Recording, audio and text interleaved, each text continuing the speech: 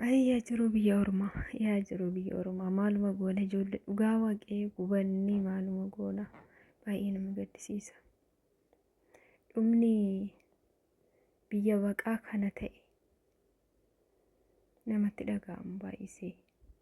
Nageenyi farada waaqayyoo isiniif haa baay'atu bakkuma jirtanitti kabajamtoota hordoftoota chaanaalii kooti.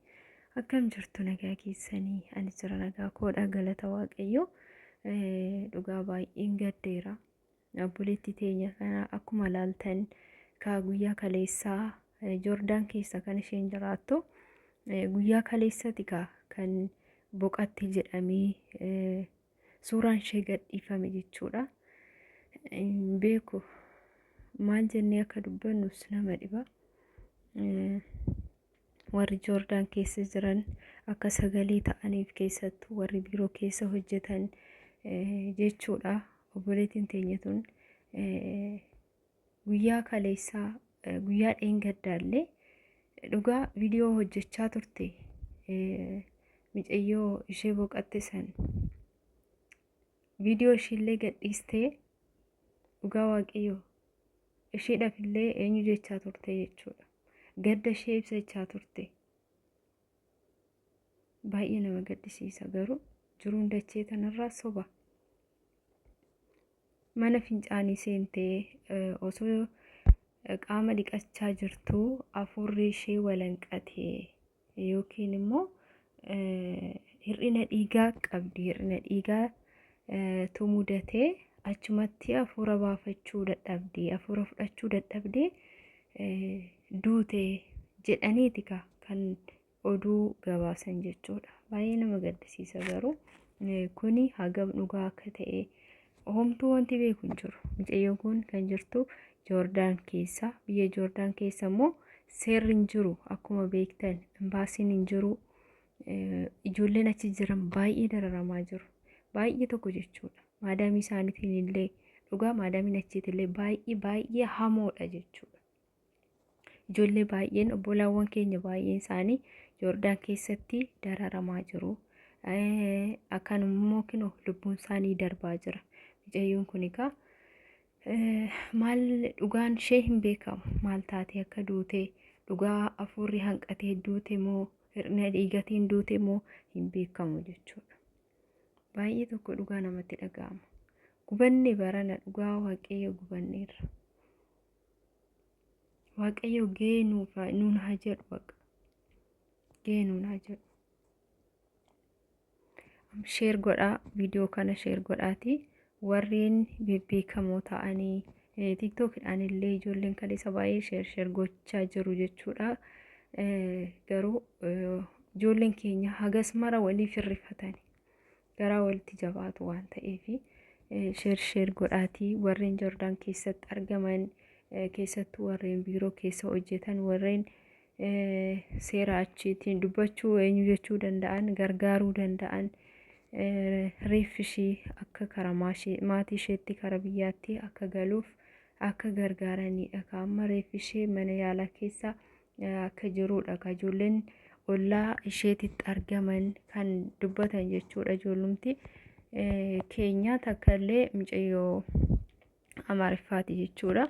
Isheen illee achuma ollaa isheetti argamti waan ta'eef mana yaalaa keessa jira. Haga yoonaa hin beekamne homtuu hin jiru jettee jirti jechuudha. Galgala haga yoonaa ka furmaata tokko uumuu danda'u. Kanaaf immoo gargaarsa barbaachisa jechuudha. Reeffi ishillee karaa biyyaa galuuf gargaarsa barbaachisa. Kanaaf viidiyoo kana sheer godhaatii. Kanaaf obboleettii teenya tanaaf sagalee haa taanuu fi sagalee ta'aa fi sheer godhaa hundi keessanuu jechuudha.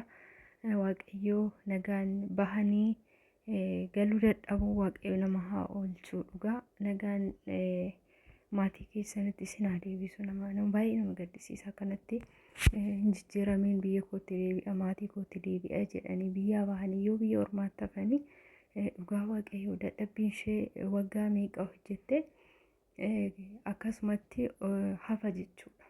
Of jalaallee haftee kan hojjettetti sin hafne of jalaallee hafti jechuudha. Baay'ee tokko hin ulfaata.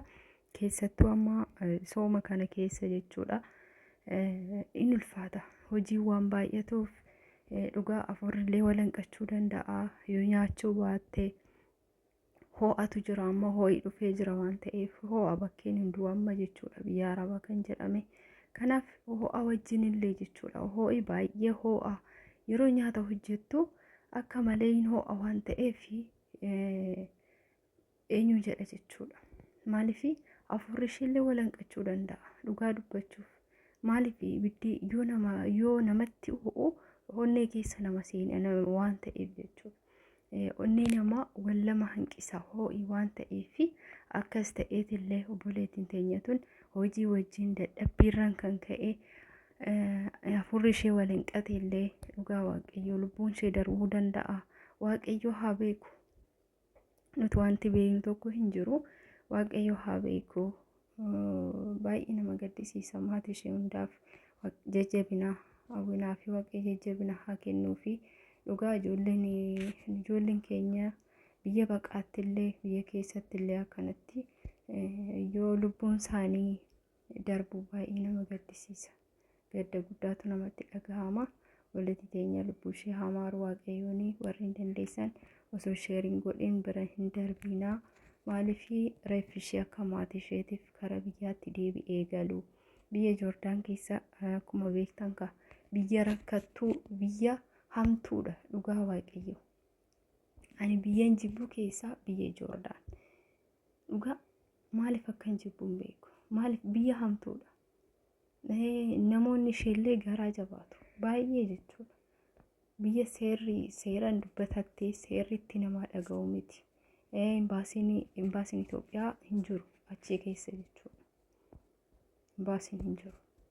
Imbaasiin namaa dhaga'u hin jiru. Kanaaf sheer godhaa adara waaqayyo bira hin darbinaati. Ani hin beeku dhugaa baay'ee tokkoon gaddee.